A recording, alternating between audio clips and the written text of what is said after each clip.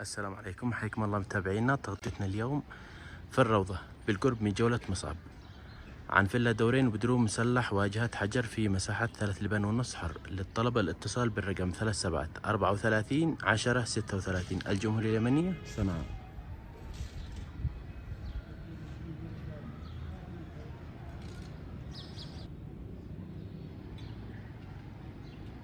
الفيلا على شارع 12 متر اتجاه غربي، دورين وبدروم، خزان أرضي وحوش صغير للسيارة، مدخلين.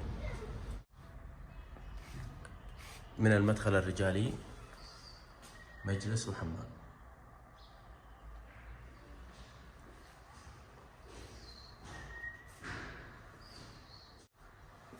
أيضا غرفة ببوابتين.